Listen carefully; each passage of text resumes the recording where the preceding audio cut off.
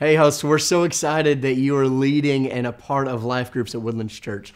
This is such an exciting time, and we know that there's going to be different situations that come up in your groups, and so we want to address a couple of those things and help you out, give you some tips and helpful ways to deal with some of these moments. And so one of the questions I have for you guys is sometimes people don't come prepared, and so Daniel, what happens when somebody doesn't read or they haven't studied and are ready for the life group? Yeah, I think... life groups is all about doing life together. And so when people maybe show up and they haven't read or they're not super prepared, just to show some grace and to be like, man, welcome them in, do life together, maybe just get to know them in a more deeper connection, more intentional way. And then, of course, encourage them that, hey, okay, next week, this is where we're going to be, make sure you read, these are the chapters to cover, those kind of things. But I think, ultimately getting to know the people, really doing life with them, find out their needs. Maybe that leads into some prayer time, some things like that, just to share, just really what's going on in life. And so, just to show grace, just to really welcome them in, no matter, where they're at, prepared or unprepared or whatever. So. Absolutely. And sometimes you have groups that as they get started, maybe they are prepared and they're ready to go for the session, but then one person just dominates the conversation and keeps talking. And so Dustin, what do you think about that? Yeah, that can be a difficult thing, and a lot of times that person may not know that they're dominating the conversation. But in that moment, when you feel that uncomfortable, where it's getting longer and longer, be bold enough to just look for that moment where there's maybe a pause and just say, hey, thank you, great job, we so appreciate that point, and then gear it to somebody else maybe that hasn't had a chance to speak. And then with that too, if there's no pause, sometimes you just kind of have to jump in there and just say, thank you for that, man, that's such an awesome thing, thanks for sharing your heart.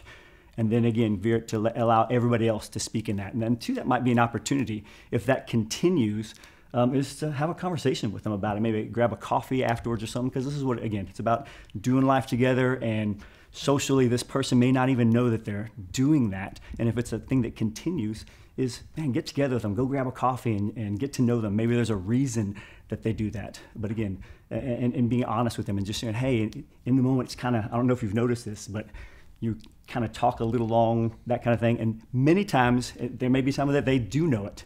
And then you just say, hey, the person may say, hey, just tell me. When I'm talking for a long time, just tell me to stop. But God will give you the wisdom with that, and then to pray through that as well. Yeah, and we want to affirm things that people are saying, right? But then there's a healthy way to have that conversation, for sure, and that, probably offline, not necessarily in the group dynamics of that moment, but grabbing coffee is a great idea. In that same moment, you may have questions, though, that come up where no one has an answer to, and it just gets silent. One, don't be afraid of silence. Silence is never a bad thing. But what are some things, Daniel, you can tell us kind of about moments like that as a host? What are some responses that you've had or others that you know? Yeah, I think that, maybe you're hosting and people aren't quick to respond. Maybe people don't feel like they have the right answer. And so for me, sometimes it's just putting myself out there, being open and vulnerable. Maybe the question is, maybe it's kind of personal and people are scared to, answer those personal things. And so for you to offer up, well, actually, guys, in my life, this is going on. And when you are open and honest, sometimes, a lot of times, that will, potentially encourage them to be a little more open and honest.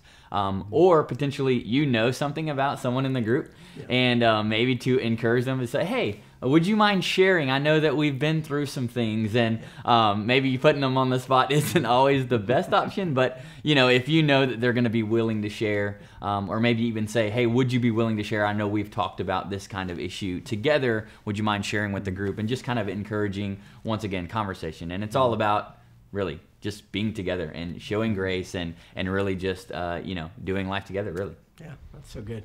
I know in the group dynamics, it's always difficult answering questions, making sure you have the right answer and things like that, and dealing with this. And so obviously showing grace, building relationships is what this is all about. But what happens if you're parents and you have kids, and sometimes the kids are just running around in the group or things like that? What do you do in those moments? And even more so, what are childcare options, I guess? Dustin, tell us about some of those. Yeah, with 3 kids of my own and grandkids, and I've seen it all different ages. And you may be in a group where everybody has kids and everybody feels good about the kids roaming around, that kind of thing. But I think one thing to look out for is when your topic comes up and maybe it's something that the children shouldn't hear, or maybe there's a moment where somebody's sharing something serious and we don't want to interrupt that in some way, form, or fashion. So how can we work with that? And one way is if you have somebody there has an older child, where that was typically my family. We had an older son that would kind of take the kiddos and go they'd watch a video or go hang out or do something in another room or outside. Two, with that is you can share the responsibility. I've been in groups where they rotate couples, would go up to a specific room in that house and share the responsibility of childcare once a week. Each person takes that responsibility, and they may even get a curriculum together. Right now, Media has children's curriculum that you can put together and do something specifically for the children. And then two, there are some great college and high school students at our church that would love to be a part of that. You say, we don't know anybody that could watch our kiddos. Talk to your student pastor, talk to one of us, catch us, and we can possibly help find somebody that could watch the kids. And then I know some groups too will have a specific house that's close in that neighborhood where they'll pay somebody to come in there to watch the kids. They'll drop the kids off and then come to the life group, and then afterwards just go back by and pick them up. So lots of opportunities. That's something that you could talk about with your group, what works best for you guys.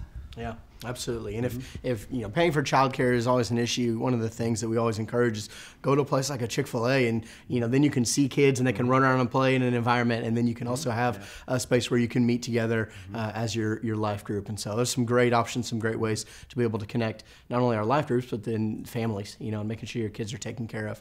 The last thing I want to close on is, we always deal with tough spiritual questions, and they're going to come up. There's going to be moments where people have a question about something going on in their faith, in their life, in their understanding of God's word. Maybe it's even just their relationship with Christ. And so in that moment, if you don't have the answers, don't be afraid to say, I don't know the answer to that, but I'll go find out. And we want to make ourselves available to you. We want to make sure that you guys know, as hosts, you have great coaches and you have pastors available all the time to help answer those tough questions. Don't make an answer up. Don't try to think that you have to know it all. It's okay to say, I don't know the answer, but I'll find out. And then come ask. We want to be able to be there to support our coaches and your pastors as us. We're praying for you. We believe in life groups. We believe that God is using this to grow not only you spiritually as a host, but the members of your life group. And it's been an incredible journey so far. Continue on. We're so thankful for you guys. We love you. Call us if you have questions. See ya.